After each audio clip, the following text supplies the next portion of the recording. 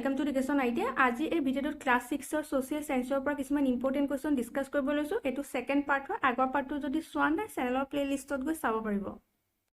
First কোৱেশ্চনটো হৈছে who was the first ruler in the history of India to form a municipality. ভাৰতৰ ইতিহাসত পৌৰসভা গঠন কৰা প্ৰথম গৰাকী শাসক কোন? অপশন কেইটাৰ ভিতৰত শুদ্ধ উত্তৰটো হ'ব চন্দ্ৰগুপ্ত মৌৰ্য। ভাৰতৰ ইতিহাসত পৌৰসভা গঠন কৰা প্ৰথম গৰাকী শাসক হৈছে Chandragupta Maurya. Next question to hoise, where is the Ashoka pillar taken from? Ashok স্তম্ভটো কৰ পৰা লোৱা হৈছে? অপশন কেইটাৰ ভিতৰত শুদ্ধ উত্তৰটো হ'ব সাৰনাথ। অশোক স্তম্ভটো সাৰনাথৰ পৰা লোৱা হৈছে। Next question to hoise, which one of the following scripts of ancient India was written from right to left? প্ৰাচীন ভাৰতৰ নিম্নলিখিত কোনখন লিপি সোঁফালৰ পৰা বাওঁফাললৈ লিখা হৈছিল?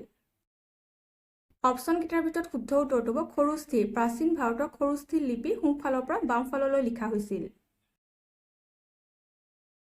নেক্সট কোৱেশ্চনটো হৈছে which one of the following scripts of ancient India was written from left to right? প্ৰাচীন ভাৰতৰ নিম্নলিখিত কোনখন লিপি বাওঁফালৰ পৰা সোঁফাললৈ লিখা হৈছিল? অপশন কেইটাৰ ভিতৰত শুদ্ধ উত্তৰটো হ'ব ব্ৰাহ্মী। প্ৰাচীন ভাৰতৰ ব্ৰাহ্মী লিপি বাওঁফালৰ পৰা সোঁফাললৈ লিখা হৈছিল। সোঁফালৰ পৰা বাওঁফাললৈ লিখাখন আছিল খৰুস্থি লিপি আৰু বাওঁফালৰ পৰা সোঁফাললৈ লিখাখন হৈছে ব্ৰাহ্মী লিপি। নেক্সট কোৱেশ্চনটো হৈছে which country was known as Singhal in ancient times? পুৰণি কালত সিংহল নামেৰে কোনখন দেশক জনা গৈছিল? অপশন কেইটাৰ ভিতৰত শুদ্ধ উত্তৰটো হ'ব শ্ৰীলংকা। প্ৰাচীন কালত শ্ৰীলংকাক সিংহল নামেৰে জনা গৈছিল। নেক্সট কোৱেশ্চনটো হৈছে where did Gautam Buddha attain enlightenment? Gautam বুদ্ধই ক'ত জ্ঞান লাভ কৰিছিল? অপশন কেইটাৰ ভিতৰত শুদ্ধ উত্তৰটো হ'ব বুধ গয়া। গৌতম বুদ্ধই বুধ গয়াত জ্ঞান লাভ কৰিছিল। নেক্সট কোৱেশ্চনটো হৈছে what is the name of the main scripture of Buddhism? বৌদ্ধ ধৰ্মৰ মূল ধৰ্মপুথিখনৰ নাম কি? অপশন কেইটাৰ ভিতৰত শুদ্ধ উত্তৰটো হ'ব ত্ৰিপিটক। বৌদ্ধ ধৰ্মৰ মূল ধৰ্মপুথিখনৰ নাম হৈছে ত্ৰিপিটক। নেক্সট কোৱেশ্চনটো হৈছে how many Mahajan পথs were there in ancient India? প্ৰাচীন ভাৰতত কিমানজন মহাজন পথ আছিল? অপশন কেইটাৰ ভিতৰত শুদ্ধ উত্তৰটো হ'ব 16। প্ৰাচীন ভাৰতত 16জন মহাজন পথ আছিল।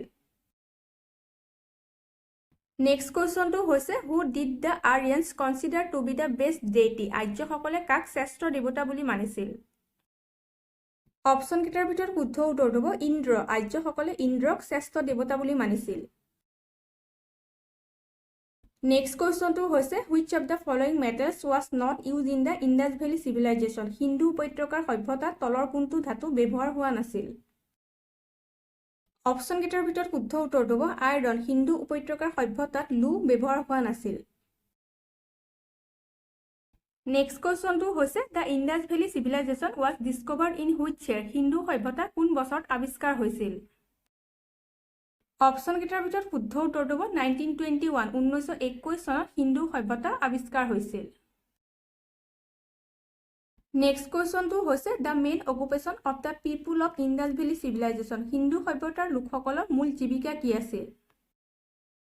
অপশন কেইটাৰ ভিতৰত শুদ্ধ উত্তৰটো হ'ব এগ্ৰিকালচাৰ। সিন্ধু সভ্যতাৰ লোকসকলৰ মূল জীৱিকা আছিল কৃষি।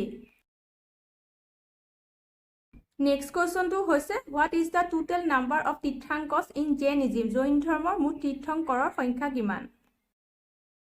অপশন কেইটাৰ ভিতৰত শুদ্ধ উত্তৰটো হ'ব 24। জৈন ধৰ্মৰ মুঠ তীৰ্থংকৰৰ সংখ্যা হৈছে 24 জন। নেক্সট কোৱেশ্চনটো হৈছে in which king's day Magadha became an empire? কোনজন ৰজাৰ দিনত মগধ সাম্ৰাজ্যত পৰিণত হৈছিল? অপশন কেইটাৰ ভিতৰত শুদ্ধ উত্তৰটো হ'ব চন্দ্ৰগুপ্ত মৌৰ্য। চন্দ্ৰগুপ্ত মৌৰ্যৰ দিনত মগধ সাম্ৰাজ্যত পৰিণত হৈছিল। নেক্সট কোৱেশ্চনটো হৈছে the Greek historian Megasthenes visited India during the reign of which Indian ruler? Greek বুৰঞ্জীবিদ মেগাস্থেনিছে কোন ভাৰতীয় শাসকৰ শাসনকালত ভাৰত ভ্ৰমণ কৰিছিল? অপশন কেইটাৰ ভিতৰত শুদ্ধ উত্তৰটো হ'ব চন্দ্ৰগুপ্ত মৌৰ্য। চন্দ্ৰগুপ্ত মৌৰ্যৰ শাসনকালত মেগাস্থেনিছে ভাৰত ভ্ৰমণ কৰিছিল। নেক্সট কোৱেশ্চনটো হৈছে who is known as the father of green revolution of India? ভাৰতৰ সেউজ বিপ্লৱৰ জনক বুলি কাক জনা যায়? অপশন কেইটাৰ ভিতৰত শুদ্ধ উত্তৰটো হ'ব MS স্বামীনাথন। MS স্বামীনাথনক ভাৰতৰ সেউজ বিপ্লৱৰ জনক বুলি জনা যায়। নেক্সট কুৱেশ্যনটো হৈছে how many fundamental duties are mention in Indian constitution ভাৰতীয় সংবিধানত কিমানটা মৌলিক কৰ্তব্য উল্লেখ কৰা হৈছে অপশ্যনকেইটাৰ ভিতৰত শুদ্ধ উত্তৰটো হ'ব 11 ভাৰতীয় সংবিধানত 11টা মৌলিক কৰ্তব্য উল্লেখ কৰা হৈছে নেক্সট কুৱেশ্যনটো হৈছে how many high courts are there in India at present বৰ্তমান ভাৰতত কিমানখন উচ্চ ন্যায়ালয় আছে অপশ্যনকেইটাৰ ভিতৰত শুদ্ধ উত্তৰটো হ'ব 25 বৰ্তমান ভাৰতত 25খন উচ্চ ন্যায়ালয় আছে নেক্সট কুৱেশ্যনটো হৈছে হোৱাট ইজ দ্য টেনিয়ৰ অফ জিলা পৰিষদৰ কাৰ্যকাল কিমান অপশ্যনকেইটাৰ ভিতৰত শুদ্ধ উত্তৰটো হ'ব 5 years জিলা পৰিষদৰ কাৰ্যকাল হৈছে 5 বছৰ নেক্সট কুৱেশ্যনটো হৈছে in which year the three-tyre panchayat system was introduce in Assam কিমান চনত অসমত তিনি-তৰপীয়া পঞ্চায়ত ব্যৱস্থাৰ সূচনা কৰা হৈছিল অপশ্যনকেইটাৰ ভিতৰত শুদ্ধ উত্তৰটো হ'ব 1994 চনত অসমত তিনি-তৰপীয়া পঞ্চায়ত ব্যৱস্থাৰ সূচনা কৰা হৈছিল নেক্সট কুৱেশ্যনটো হৈছে in which state of India was the Panchayati Raj system first introduce ভাৰতৰ কোনখন ৰাজ্যত প্ৰথমে পঞ্চায়তী ৰাজ ব্যৱস্থাৰ প্ৰৱৰ্তন কৰা হৈছিল অপশ্যনকেইটাৰ ভিতৰত শুদ্ধ উত্তৰটো হ'ব ৰাজস্থানত প্ৰথমে পঞ্চায়তী ৰাজ ব্যৱস্থাৰ প্ৰৱৰ্তন কৰা হৈছিল নেক্সট কুৱেশ্যনটো হৈছে Bodoland territorial council was form in which year কোন বছৰত বড়োলেণ্ড টেৰিটৰিয়েল কাউন্সিল গঠন কৰা হৈছিল অপশ্যনকেইটাৰ ভিতৰত শুদ্ধ উত্তৰটো হ'ব 2003 চনত বড়োলেণ্ড টেৰিটৰিয়েল কাউন্সিল গঠন কৰা হৈছিল নেক্সট কুৱেশ্যনটো হৈছে how many states and union territories are there in India ভাৰতত কিমানখন ৰাজ্য আৰু কেন্দ্ৰীয় শাসিত অঞ্চল আছে অপশ্যনকেইটাৰ ভিতৰত শুদ্ধ উত্তৰটো হ'ব 28 ষ্টেটছ এণ্ড 8 ইউনিয়ন টেৰিটৰিজ ভাৰতত 28খন ৰাজ্য আৰু 8খন কেন্দ্ৰীয় শাসিত অঞ্চল আছে